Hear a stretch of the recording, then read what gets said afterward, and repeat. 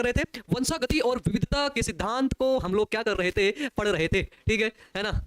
चलो भाई, ठीक है।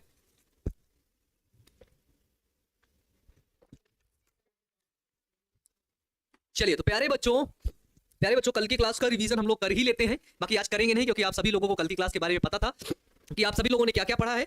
आज हम लोग जो पढ़ेंगे वो थोड़ा सा खास टॉपिक होने वाला है, क्योंकि यहां से आपके नीट एग्जाम में क्वेश्चन बनते हैं भाई। ठीक है, वो है आपका बच्चा लोग बहुप्रभाविता। ठीक है, वो क्या है, वो है आपका बहुप्रभाविता। माफ करना because PDF is not available. ठीक है, इंस्टा पे स्टोरी आप लगाए थे, हाँ हम ही लगाए थे। ठीक है, चलो भाई, ठीक है। तो बहुप्रभाविता प्यारे बच्चों जिसको बोलते हैं प्लियोट्रॉपी। ठीक है, प्लियोट्रॉपी आज हम लोग पढ़ने वाले हैं, बहुप्रभाविता को। ठीक है, तो आप सभी लोग प्यारे बच्चों ध्यान से पढ़िए और अच्छे से, क्योंकि ये ऐसा टॉपिक है जिसको समझने की बहुत ही ज्यादा जरूरत रहती है। अगर आप इस टॉपिक को अच्छे तरीके से समझेंगे नहीं तो थोड़ा सा समस्या आ सकती है। ठीक है, जब होता क्या है कि जब एक जीन बहुत से लक्षण को प्रभावित करने लगे, ठीक है, तो वही होता है बहुप्रभाविता। क्या बोलता है कि जब एक जीन प्यारे बच्चों, जब एक जीन बहुत सारे लक्षण को प्रभावित करने लगे। ठीक है, बहुत सारे लक्षण को प्रभावित करने लगे। ठीक है, जब एक जीन बहुत सारे लक्षण को प्रभावित करने लगे तो उस घटना को बहुप्रभाविता कहते हैं। ठीक है, उस घटना को क्या कहते हैं, तो उस घटना को प्यारे बच्चों बहुप्रभाविता कहते हैं, प्लियोट्रॉपी कहते हैं। ठीक है, उस घटना को क्या बोलते हैं मेरे बच्चे, मैजान क्या बोलते हैं। ठीक है, हाँ मेरे फादर ने बोला है कि आप इतना अच्छा बायोलॉजी पढ़ाते हो और बोले हैं कि अमन सर जरूर मिलेंगे। हाँ मैं जरूर मिलूंगा भाई। ठीक है, जरूर मिलेंगे भाई, कुछ चाय वाय बना के साथ में पिया जाएगा, है ना। ठीक है, सभी लोगों के साथ प्यारे बच्चों एक चाय मेरी बाकी है, और जब कभी मौका मिलेगा, ठीक है, तो हम जरूर आएंगे या आप जरूर आइएगा जब। ठीक है, तो एक चाय साथ में बैठ के पियेंगे और कुछ गुप्तगुप्त जो है गुफ्तगू करेंगे, कुछ ना कुछ हम लोग बातें करेंगे। ढेर सारी बातें जो आपके मन में होंगी वो हम करेंगे। ठीक है, उसका जवाब देंगे, उसको बताएंगे। ठीक है, और आपके साथ बैठेंगे, ढेर सारा समय देंगे। ठीक है, ठीक है, जो होता है प्यारे बच्चों बहुप्रभाविता, उस घटना को बोलते हैं। ठीक है, और वो जो जीन होता है, ठीक है, जो जीन क्या करता है, जो जीन बहुत सारे लक्षणों को प्रभावित करता है उसको बोलते हैं बहुप्रभावी जीन। ठीक है, उसको क्या बोलते हैं, उस जीन को बोलते हैं बहुप्रभावी जीन। ठीक है, क्या बोलते हैं बेटा जी, उस जीन को बोलते हैं बहुप्रभावी जीन, यानी कि उसको इंग्लिश में बोलते हैं प्लियोट्रॉपिक जीन। क्या बोलेंगे, उसको बोलेंगे प्यारे बच्चों प्लियोट्रॉपिक जीन। ठीक है, तो बहुप्रभाविता क्या होती है, मान लो ये एक जीन है।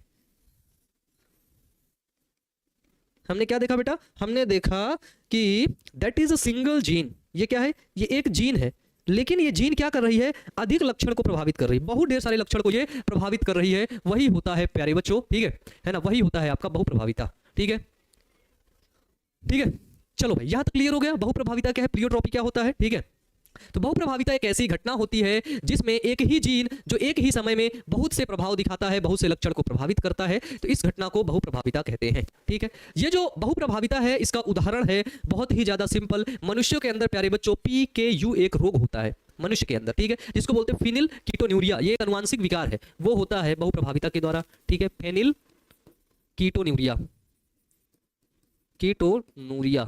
अब इसको पढ़ाएंगे, ये एक अनुवांशिक विकार है। ठीक है, ये क्या, जितने भी बहुप्रभावी रोग होंगे वो सभी अनुवांशिक विकार ही होंगे। ठीक है, क्योंकि ये जीन में डिफेक्ट हो रहा है, जीन में प्रॉब्लम कर रहा है। अगर जीन में कोई भी इंफेक्शन होगा, जीन में कोई भी प्रॉब्लम होगी, तो वो अनुवांशिक विकार में चली जाएगी, वो जेनेटिक डिसऑर्डर में चली जाएगी। भाई जेनेटिक डिसऑर्डर क्या होते हैं, जो जीन में दिक्कत होती है वही तो होते हैं ना जेनेटिक डिसऑर्डर। ठीक है ना, वही तो होते हैं जेनेटिक डिसऑर्डर। ठीक है भाई, चलो क्लियर हो गया। और दूसरा प्यारे बच्चों इसमें होता है सिकल सेल एनीमिया, दात्र कोशिका अरक्तता भी प्यारे बच्चों आपका इसका एग्जांपल है बहुप्रभाविता का। ठीक है, दात्र कोशिका अरक्तता, इसको हम लोग आगे पढ़ा देंगे आपको। ठीक है, दात्र कोशिका अरक्तता, ठीक है, इसको बोलते हैं सिकल सेल एनीमिया। ठीक है, सिकल सेल एनीमिया, इसको हम लोग कल बता जो है अगली क्लास में हम लोग इसको डिटेल में पढ़ लेंगे कि दात्र कोशिका अरक्तता क्या है, फिनिल कीटोन्यूरिया क्या है, इन सभी चीजों को हम लोग विशेष मतलब इन पर विशेष ध्यान देकर के पढ़ लेंगे। क्योंकि प्यारे बच्चों यहाँ से क्या होते हैं कि क्वेश्चन हमारे पूछे जाते हैं। ठीक है, और सबसे बड़ी बात होती है कि ये जो क्वेश्चन होते हैं ये हमारे नीट एग्जाम में भी यहाँ से क्वेश्चन आपके आते हैं। ठीक है, ठीक है भाई, तो इसको हम लोग नेक्स्ट क्लास में पढ़ेंगे, आगे की क्लास में। तो आज हम लोगों ने फाइनली इतना जान लिया कि बहुप्रभाविता क्या होता है, और आज हम लोग एक चीज के बारे में जान लेते हैं, एक चीज और जान लेते हैं, वो होता है बहुप्रभाविता से कैसे बचे सर जी। अब यार बहुप्रभाविता से एक्चुअली आपके जेनेटिक मटेरियल को कौन चीज डिफेक्ट कर रही है आपको खुद ही नहीं पता है। मान लो ये यहाँ पे जेनेटिक मटेरियल जो है आपका, ये यहाँ पे जो जेनेटिक मटेरियल है जेनेटिक मटेरियल पूरा आपका किसमें का बना है, वो पूरा आपका बायोकेमिकल से मिलकर के बना है, बायोमोलिक्यूल से मिलकर के बना है, ठीक है। और हम लोग बाहर से डेली केमिकल लेते रहते हैं, कुछ ना कुछ केमिकल हम लोग लेते ही रहते हैं। कौन सा केमिकल नुकसान कर रहा है, जिस वजह से हमारी बीमारी हो रही है, वो हमें खुद ही नहीं पता है, ठीक है। जैसे अधिकतर लोग अभी तक ढेर सारा वो खाया करते थे, ठीक है, ये मैगी, आपको पता है कि मैगी में लिड वगैरह पाया जाता है, कैडमियम वगैरह, लिड सीसा पाया जाता है। इस समय मैगी का एक बहुत ज्यादा वीडियो जो वायरल हो रहा है, वो ये वाला वीडियो वायरल हो रहा है कि उसके अंदर छोटे छोटे कीड़े हैं, ठीक है। और उसको किसी साइंटिस्ट ने क्या किया है, इंस्टाग्राम पर बहुत ही ज्यादा वायरल होने वाला वीडियो है प्यारे बच्चों, ठीक है। सर आज हमने बुक रीडिंग करा, पूरा कॉन्सेप्ट समझ गए, है ना, बहुत बहुत धन्यवाद, ठीक है, बहुत बहुत धन्यवाद मेरे बच्चे कि आपको सारे कॉन्सेप्ट समझ में आए, ठीक है। इससे बड़ी बात मेरे लिए कुछ नहीं हो सकती बच्चे, ठीक है। तो सब चीजें केमिकल से बनी है, तो जैसे वो मैगी है वो नुकसान कर रही है, हमें पता नहीं क्या क्या इन्फेक्शन कॉज कर रही है हमारे अंदर। तो जेनेटिक मटेरियल कैसे कैसे हमारा बदल जाए, कैसे हमारा जीन बदल जाए, ये कह नहीं सकते। इसीलिए आपको एक चीज में मना करते हैं कि जहां पर रेडिएशन होता है, ठीक है, जैसे जैसे आपका एक्सरे, ठीक है, अल्ट्रासाउंड, है ना, और आपका जो है सीटी स्कैन, इन सभी के अंदर होता है रेडिएशन। और इस रेडिएशन के द्वारा क्या होता है, जो जेनेटिक मटेरियल होता है वो बदल जाता है, ठीक है। जेनेटिक मटेरियल मतलब खराब हो जाता है, ठीक है। तो कभी आपने देखा कि जो रेडिएशन वाले डॉक्टर रहते हैं ना, अक्सर उनको प्रॉब्लम होती है, ठीक है, उससे आपको कैंसर भी हो सकता है, ठीक है ना। तो इस वजह से कौन सी चीज हमें डिजीज कॉज कर रही है हमें पता ही नहीं है, और पता होने के बावजूद भी, ठीक है, पता होने के बावजूद भी तो हम लोग खाते हैं, हमें पता है कि हमें समोसा नुकसान करता है, वो गंदे तेल से तला जाता है, लेकिन फिर भी खाते हैं, है ना। हमें पता है कि मैगी चाउमीन ये सब नुकसान करती, फिर भी खाते हैं। तो भाई ऐसी चीजें आप करते रहोगे तो होता रहेगा, है ना। चलो तो ये क्लियर हो गया, ये तो खैर बेसिक जानकारी थी आप लोग के लिए, ठीक है। अब हम लोग देखते हैं प्यारे बच्चों कि बहुजीनी वंशागति क्या होती है।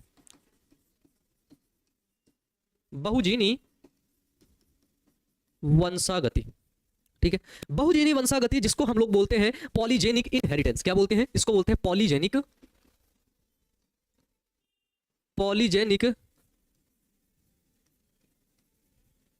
इनहेरिटेंस, ठीक है। तो ये हमारा पॉलीजेनिक इनहेरिटेंस एक्चुअली में होता क्या है, इस चीज को समझते हैं, ठीक है।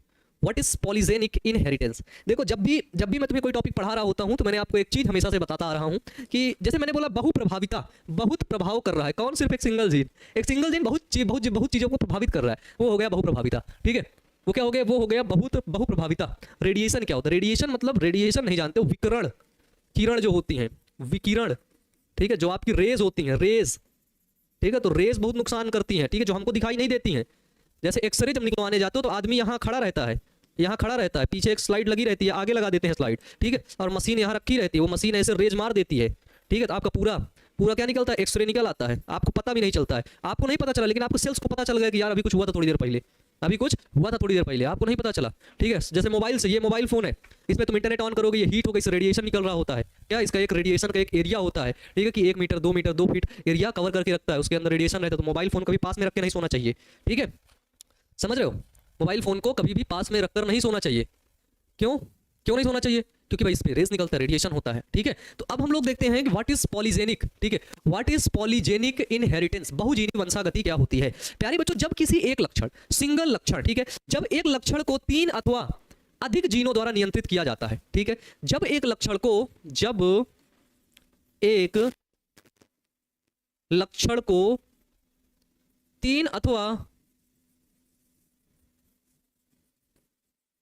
3 अथवा अधिक जीन द्वारा नियंत्रित किया जाता है, ठीक है।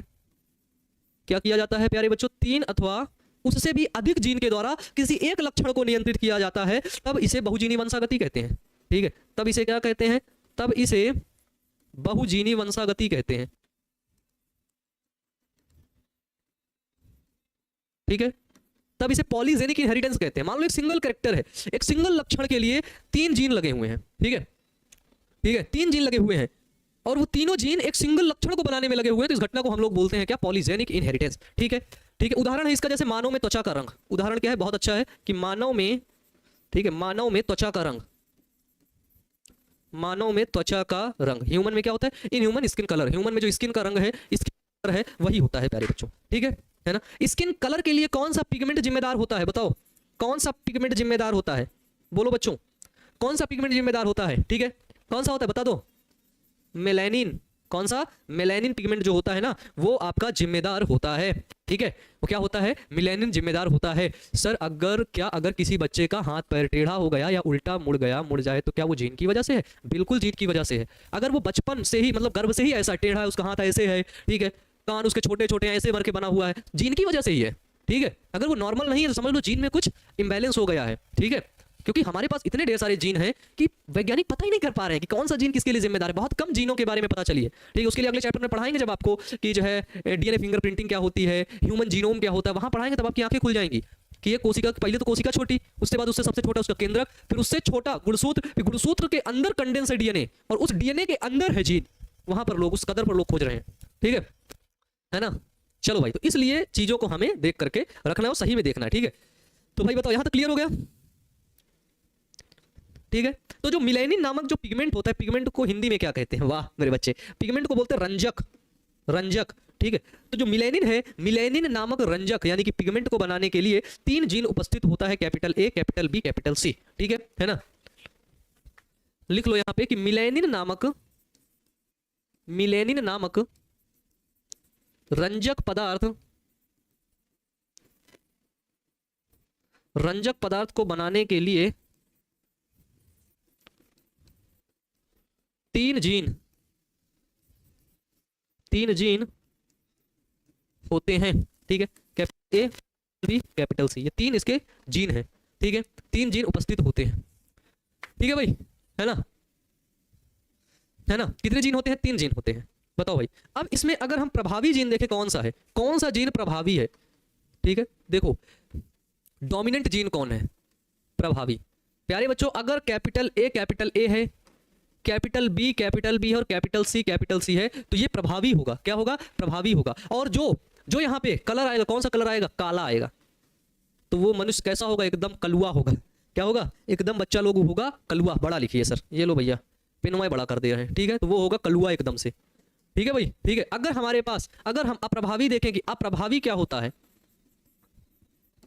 प्रभावी तो हमने देख लिया कि अगर सब जीन कैपिटल में है, क्या है प्यारे बच्चों, अगर सब जीन कैपिटल में है तो प्रभावी। ठीक है, अगर सब जीन स्मॉल में है, small A, small A, small B, small B, small C, small B, तो ये क्या है? ये आपके अप्रभावी हो गए।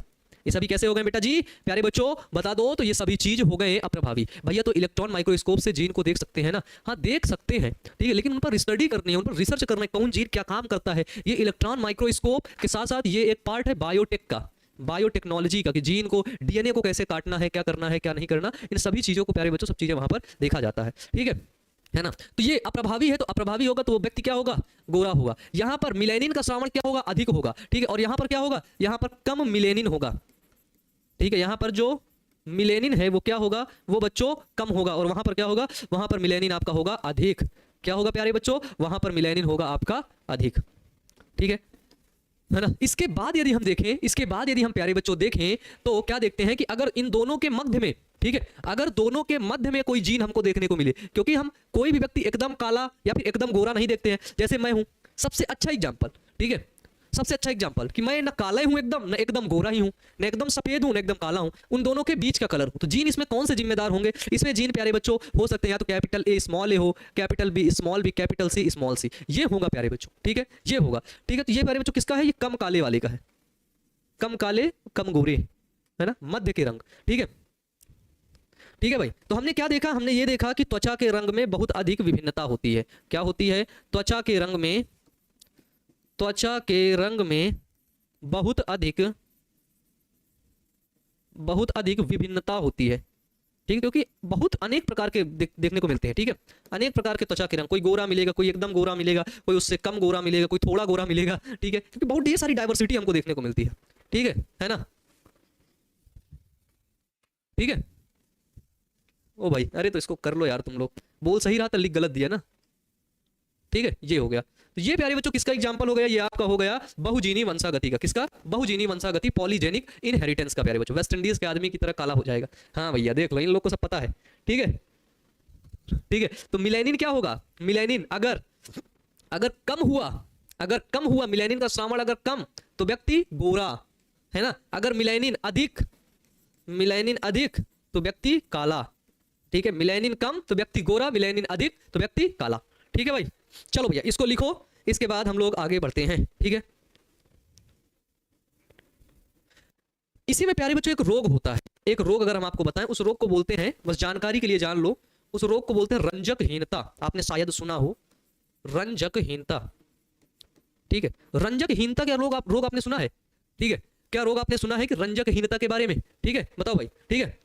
इसको इंग्लिश में बोलते हैं एल्बिनिज्म,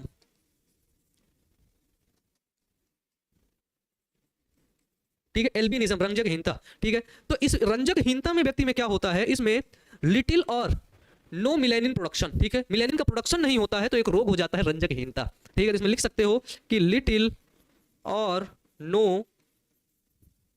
नो मिलेनिन प्रोडक्शन, ठीक है, तो वो होता है आपका कौन सा रोग, रंजकहीनता, ठीक है, ठीक है, ठीक है। सर मिलेनिन ज्यादा और कम कैसे होगा, एक बटन है उसी को कम कर दोगे कम हो जाएगा, ज्यादा दोगे ज्यादा हो जाएगा, ये हम डिपेंड नहीं कर सकते ना कि किसमें कम हो किसमें ज्यादा होगा, ठीक है। ये बहुत छोटे लेवल पर, बहुत माइन्यूट लेवल पे काम चल रहा था, चल रहा अभी भी है, इसको लिखो सब, ठीक है, बहुत माइन्यूट लेवल पे काम चल रहा है। आज तक वैज्ञानिक उसी में उलझे हुए कि भाई ये कैसे हो रहा है, इतनी अच्छी चीज कैसे हो रही है, आज तक वैज्ञानिक खुद ही उसमें से परेशान है, ठीक है भाई, ठीक है। और एक प्यारे बच्चों अगर हम आपको बताएं कि बहुएलिलता के बारे में, चलो बहुएलिलता के बारे में जान लो, ठीक है। बहुएलिलता क्या होती है, मल्टीपल एलिलिज्म, शायद हमने पढ़ाया था क्या इसको प्यारे बच्चों, बहुएलिलता आप सभी लोगों को पढ़ाया था क्या, ठीक है, बहुएलिलता। जल्दी सभी लोग कमेंट करो यार, है ना, करो सभी लोग कमेंट करो। मल्टीपल एलिलिज्म, हमने बहुएलिलता को पढ़ाया था क्या आपको, बताइए, बोलिए भाई। इसमें हमने बताया होगा कि जब एक जीन के 2 से अधिक एलील हो तो उसे बहुएलिल कहते हैं, है ना, पढ़ाया था ना। जब एक जीन के 2 से अधिक एलील हो तो उसे बहुएलिल कहते हैं, पढ़ाया था नहीं पढ़ाया था, नहीं पढ़ाया तो कोई दिक्कत नहीं, पढ़ा देंगे, नहीं सर, नो सर, चलो कोई बात नहीं। जब एक जीन के क्या होता है प्यारे बच्चों, जब एक जीन के 2 अथवा अधिक एलील हो, ठीक है, 2 अथवा अधिक एलील हो तो उसे बहुएलिलता कहते हैं। तो उसे क्या कहते हैं बच्चा लोग, उसे कहते हैं बच्चा पार्टी बहुएलिलता, ठीक है, बहुएलिलता कहते हैं। इसका सबसे अच्छा जो हमारे पास एग्जाम्पल देखने को मिलता है, उदाहरण बहुएलिलता का, यानी कि जब एक जीन के 2 अथवा 2 से अधिक एलील हो, उस जीन के एलील क्या हो, 2 अथवा 2 से अधिक हो। जैसे हम देखते हैं एबीओ ब्लड ग्रुप के लिए एक जीन है आई, ठीक है, एबीओ रुधिर वर्ग के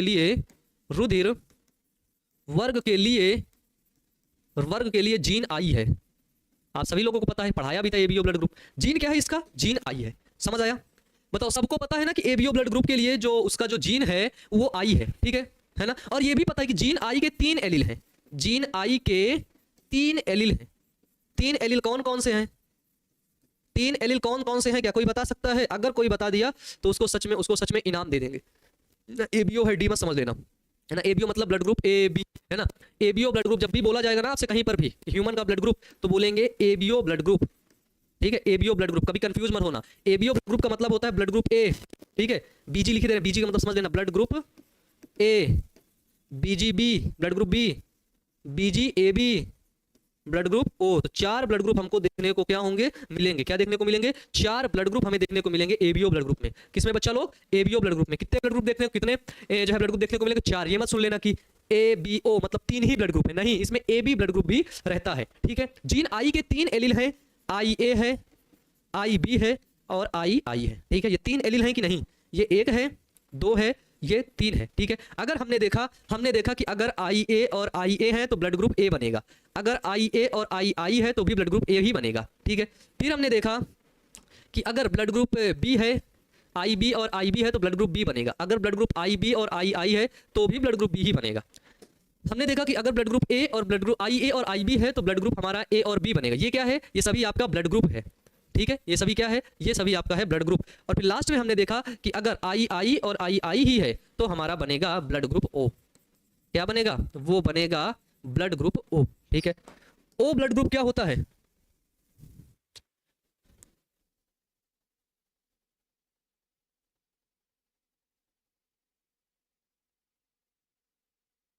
है ना। अब देखो ब्लड ग्रुप ओ क्या होता है, वो होता है सर्वदाता, ठीक है। ब्लड ग्रुप ए भी क्या होता है, वो होता है सर्वग्राही, ठीक है। सर्वदाता मतलब यूनिवर्सल डोनर, और ये क्या है, ये है आपका यूनिवर्सल रिसीवर, ठीक है। इंग्लिश में पढ़ो और मजा आ जाए, है ना। because I'm always reading in English language and I'm so lucky. So मेरे को ऐसा इन्वायरमेंट मिला, ठीक है। आई क्या होता है, अबे गधे कहीं के, आई अभी तक नहीं पता चला, पागल लड़के। आई क्या है यहाँ पे, जीन है। आई क्या है, जीन है, पागल लड़के। अभी तुमको ये भी नहीं पता चला, बुड़बक को क्या तुम। आई क्या है, जीन है बेटा। और आई के जीन, आई के कितने एलिल हैं, 3 एलिल हैं। कितने एलिल हैं, 3 एलिल हैं, ठीक है, ठीक है भाई, है ना। चलो, बहुजीनी वंशागति के अंदर हमने बहु एलिलता पढ़ लिया, मल्टीपल एलिलिज्म है पढ़ लिया, ठीक है। चलो भाई, सर पीडीएफ में क्यों नहीं पढ़ा रहे हैं। अरे यार तुम लोग भी ना अलग ही परेशानी है। अब पीडीएफ लाओ तो कहोगे पीडीएफ से क्यों पढ़ा जाए, इसे पढ़ाओ तो करो, इसे क्यों। कल से ले आएंगे पीडीएफ यार, ले आएंगे पीडीएफ। एक बच्चा पूछ रहा है न्यूरोलॉजिस्ट क्या होता है। न्यूरोलॉजिस्ट, प्यारे बच्चों, न्यूरोलॉजिस्ट एक डॉक्टर होता है, ब्रेन का डॉक्टर, ठीक है। ब्रेन डॉक्टर को हम लोग बोलते हैं क्योंकि हमारे ब्रेन के अंदर होता है न्यूरॉन। आपने 11th नहीं पढ़ा हमसे, इसका मतलब न्यूरॉन, ठीक है। तो जो न्यूरॉन होते हैं, उन न्यूरॉन का जो डॉक्टर होता है, उसी डॉक्टर को बच्चे बोलते हैं न्यूरोलॉजिस्ट। क्या बोलते हैं, उसी डॉक्टर को बोलते हैं न्यूरोलॉजिस्ट, ठीक है ना। बताओ भाई, है ना। कल पीडीएफ ले आएंगे महाराज, ऐसे ही पढ़ लो चुपचाप, समझ रहे हो।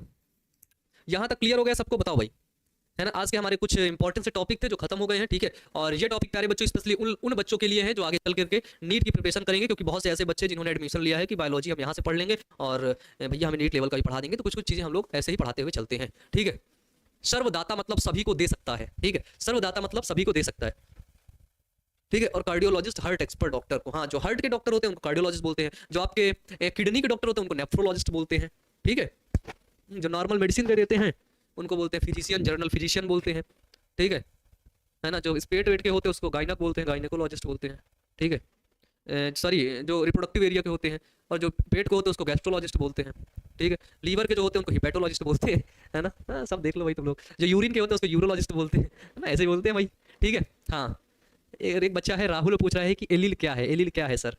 प्यारे बच्चों, इस क्लास की जो पहली क्लास है उसको पढ़ लेना, एलिल वहाँ पर हमने बताया है, ठीक है। मैं क्या बताऊँ यार, मुझे रोना आ रहा है कि यहाँ इतना पढ़ने के बाद भी आप लोगों को समझ में नहीं आया, ठीक है ना। एलिल क्या है, लेकिन क्या करूं, ठीक है। एलिल प्यारे बच्चों वो होता है कि विपरीत लक्षण वाले युग्मकों को एलिल कहते हैं, ठीक है। विपरीत लक्षण के हमारे जो युग्मक होते हैं उनको कहते हैं एलिल, ठीक है भाई। चलो, अब जो हमारा अगला टॉपिक आता है वो आता है सेक्स डिटर्मिनेशन, ठीक है। And our next topic is that's name is sex determination.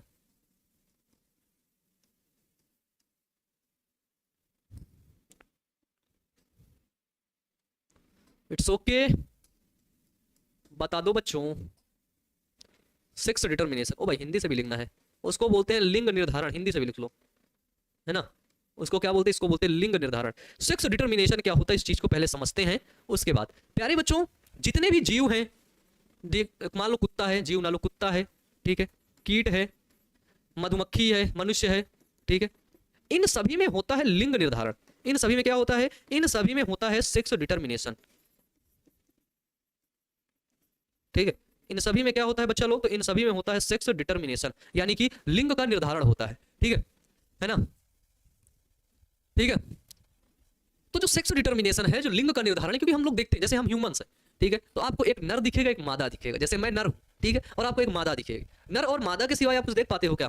जो जीन में डिफेक्ट होते हैं वो आप उनको, जैसे लाइक यू सेड दैट किन्नर, है ना, उनको इस नाम से पुकारते हैं क्योंकि because it's not a normal human, उनमें कुछ प्रॉब्लम हो गई है, ठीक है, उन्हें कुछ प्रॉब्लम हो गई है, इस वजह से वो वैसे बन गए हैं। थर्ड जेंडर उनको बोलते हैं, मेल होता है, फीमेल होता है, थर्ड जेंडर होता है। और क्या कोई फोर्थ जेंडर होता है क्या, नहीं होता ना, होगा भी नहीं, ठीक है। इन फ्यूचर अगर हो जाए तो पता नहीं, साइंस इतनी हमारी तरक्की कर ले, ठीक है। तो जो सेक्स डिटर्मिनेशन होता है, इसमें ये देखते हैं लिंग का निर्धारण में एक या तो नर होगी, ठीक है, कोई भी, या मादा होगी। तो हम ये देखते हैं कि जो नर है, क्या है, जो नर है उसके गुणसूत्र अलग हैं, नर के क्रोमोसोम, नर के गुणसूत्र क्या है, अलग है। और जो मादा है, मादा, उसके गुणसूत्र, उसके क्रोमोसोम क्या है बेटा जी, अलग है, ठीक है। तो नर के गुणसूत्र मनुष्य में क्या है, जिसको बोलते हैं लिंग गुणसूत्र क्या है मनुष्य में अगर हम देखें कि नर के गुणसूत्र क्या है, नर में क्या है, ठीक है, और मादा में क्या है। तो बताओ नर में गुणसूत्र कितने होते हैं, कितने होते हैं, और मादा में गुणसूत्र कितने होते हैं, बताओ भाई, बताओ, ये बता दो भाई। मैंने एक बच्चा कह रहा साइकोलॉजी के बारे में बताइए। साइकोलॉजी एक छोटी सी, इतनी छोटी सी चीज है क्या कि मैं तुमको बता दूं। साइकोलॉजी एक ऐसी का रिमोट है कि इसमें 4 बटन है, मैंने तुम्हें बता दिया कि इससे ऑन होगी, इससे ऑफ होगी। पागल लड़के, psychology is a word of education, ठीक है, पूरी एक दुनिया है वो अपनी, ठीक है। जब पढ़ोगे तो पता चलेगा, जब पढ़ोगे तो अपने ज्ञान के, जो आपका अपने अंधकार के जो ज्ञान है उससे बाहर निकलोगे। जब पढ़ोगे तो समझोगे कि ये दुनिया इतनी छोटी नहीं है जितना आपने सोच लिया है। जब पढ़ोगे तो अपने अंधेरे से उजाले की तरफ जाओगे। जब पढ़ोगे तो तब तुम्हें चीज़ें समझने को मिलेंगी कि दुनिया ऐसे नहीं ऐसे चलती है। जब पढ़ोगे तो तुम्हें पता चलेगा कि हमें नंबर की वजह से आगे पढ़ाई नहीं करनी है। जब तुम पढ़ोगे तो अपने अंदर की अज्ञानता से रूबरू होगे और एक ज्ञान के उजाले, ज्ञान की एक दुनिया में आगे बढ़ोगे। ठीक है, जब पढ़ोगे तभी समझ में आएगा। जब पढ़ोगे तो तुम किसी भी गली पर जाते हुए किसी काले व्यक्ति का या फिर किसी छोटे व्यक्ति का मजाक नहीं बनाओगे। जब पढ़ोगे तो हर एक बूढ़े व्यक्ति का सम्मान करना सीख जाओगे। ठीक है, तो इस वजह से पढ़ना बेहद जरूरी है। ठीक है, और भी देखो, सब्जेक्ट से रिलेटेड तो किताब पढ़ ही रहे हो, लेकिन उसको हटा करके भी किताबें पढ़ोगे तब तुम्हें समझ में आएगा। ठीक है, हाँ सर बताइए सर, सर में डिटर्मिनेशन होता है। ठीक है, सांप में डिटर्मिनेशन होता है, क्यों नहीं होता है? उसमें मेल स्नेक होता है और फीमेल स्नेक होता है। ठीक है, सांप में नाग और नागिन होता है कि नहीं, नर और मादा है कि नहीं? नर और मादा तो होगा ही ना। ठीक है, दोनों में 46 गधे कहीं के हैं। नर में होता है X और Y, लिंग गुणसूत्र की बात कर रहा हूं मैं, सेक्स क्रोमोसोम की। मादा में क्या होता है? X और X। कुछ बच्चे हमारे हैं, है ना, वो उल्टा सीधा जवाब दे रहे हैं। बाकी हमारे बहुत ढेर सारे ऐसे बच्चे जिन्होंने जो कमेंट कर रहे हैं सर X और X, बहुत सारी लड़कियां हैं, बहुत सारे लड़के भी हैं। ठीक है ना। चलो भाई, यहां तक क्लियर हो गया सभी लोगों को? बताओ, ये सारे टॉपिक क्लियर? ठीक है सर, हम आपके जैसे शिक्षक बनेंगे। बहुत अच्छा प्यारे बच्चों, बहुत अच्छा, अभी से तैयारी करो, बन जाओगे। ठीक है ना। सर छक्का क्यों हो जाता है? छक्का नहीं बोलते हैं यार, ये गलत वर्ड है यार। You said that third gender, what is mean about ये जो आप वर्ड ले रहे हो? ठीक है, किसी का अपमान नहीं करते हैं। ठीक है, बस संयोग इतना था कि आपके जीन में कोई खराबी हुई नहीं। ठीक है, नहीं वो जो व्यक्ति जिसको आप बोल रहे हो ना, वो आप भी हो सकते थे। ठीक है, ज्यादा उछलने की जरूरत नहीं है, ज्यादा किसी का अपमान करने की जरूरत नहीं है। हो सकता है कि आपके बच्चे में ये खराबी हो जाए, हो सकता है कि आपके बच्चे में ये जीन की प्रॉब्लम हो जाए, कोई सिंड्रोम हो जाए, और आपका ही बच्चा कोई थर्ड जेंडर बन जाए। ठीक है, तो इसलिए किसी का मजाक मत बनाओ। ठीक है, किसी का भी मजाक नहीं बनाना चाहिए। आपको जीवन अच्छा मिला है तो ग्रेटिट्यूड महसूस करो, भगवान को, अपने माता पिता को शुक्रिया अदा करो। ठीक है, किसी का मजाक बनाने के लिए आप नहीं पैदा हुए हो। ठीक है मेरे बच्चे, मेरे लालू और पीलू, ऐसे ये अच्छी आदत नहीं है ना, मतलब it's not a good habit, it's not a good manner. ठीक है, और अगर आप एक अच्छे से पढ़ते हैं, पढ़ने वाले बच्चे हैं, तो ये आपको शोभा नहीं देता है। ठीक है, तो सेक्स डिटर्मिनेशन को पढ़ेंगे, हम देखेंगे कि आपका मधुमक्खी में लिंग निर्धारण कैसे होता है। ठीक है, नर मक्खी, मादा मक्खी, श्रमिक मक्खी, हम देखेंगे कि टिड्डा में लिंग निर्धारण कैसे होता है। तो ये हमारा रहेगा नेक्स्ट टॉपिक। ठीक है, कि लिंग निर्धारण, ठीक है, सेक्स डिटर्मिनेशन। तो फाइनली आज हम लोगों ने बेसिक चीजें आप सभी लोगों को बता दी, बेसिक चीजों से हमने आपको रूबरू करवा दिया। ठीक है ना। और नेक्स्ट क्लास में अपन लोग डिस्कस करेंगे सेक्स डिटर्मिनेशन पर, लिंग निर्धारण पर डिस्कस करेंगे। उसके बाद अपने चैप्टर को कंटिन्यू आगे बढ़ाएंगे। ठीक है ना सर। हम 12th के बाद क्या करें सर? अब 12th भाई कंप्लीट कर लो पहले, उसके बाद अब तुम्हारी मर्जी है, तुम क्या करो, है ना। चलिए, अब अगर आपके मन में कोई भी डाउट है तो आप पूछ सकते हैं। ठीक है, जैसे आपने ये यहाँ पे एक सवाल उठा दिया भाई, ठीक है, ये सवाल आपने ही उठाया है ना, जो है इसके बारे में, रेडिएशन वगैरह के बारे में। अगर आपके मन में अभी भी कोई सवाल उठ रहे हैं तो आप पूछ सकते हैं, उसका जवाब देंगे। बाकी क्लास को हम लोग यहीं पर एंड कर देंगे। चलिए भाई, है ना। नहीं, थर्ड जेंडर बड़े होकर के नहीं होते, बचपन में वो नॉर्मल मेल और फीमेल की तरह नहीं होते हैं। ठीक है, जो थर्ड जेंडर होते हैं ना, वो आपके नॉर्मल मेल और फीमेल की तरह नहीं होते। जो हमारे नॉर्मल मेल और फीमेल हैं, ठीक है, नॉर्मल मेल एंड जो नॉर्मल फीमेल है उनकी तरह नहीं होते, उनमें कुछ चेंजेस होते हैं। ठीक है, और वो चेंजेस उनकी वजह से नहीं हुए, वो चेंजेस हार्मोनल चेंजेस हो रहे हैं उनमें, हार्मोनल चेंजेस। और वो हार्मोनल चेंजेस करवा कौन रहा है? वो करवा रहा है जीन। कौन करवा रहा है बेटा जी? वो करवा रहा है आपका जीन करवा रहा है। ठीक है ना। चलो, ठीक है।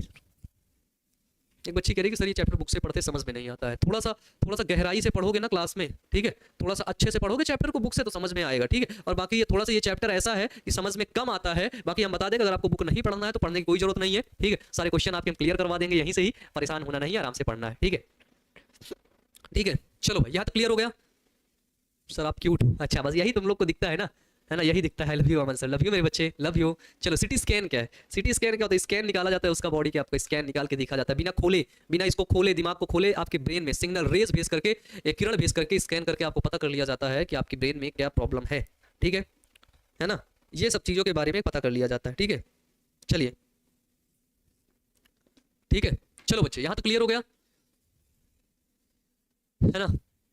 चलो तो बच्चों, सर इस ईयर का पेपर नीट लेवल का आया था, तो आप उसी तरह से पढ़ाइएगा। बिल्कुल मेरे बच्चे, बिल्कुल। किन्ने लड़का होता है लड़की, वो प्यारे बच्चों, लड़का और लड़की दोनों के उसमें कैरेक्टर रहते हैं, दोनों के उसमें लक्षण रहते हैं, आगे पढ़ाएंगे। ठीक है, चलिए। सर आपका हैंड राइटिंग बहुत अच्छा है, बहुत बहुत धन्यवाद प्यारे बच्चों।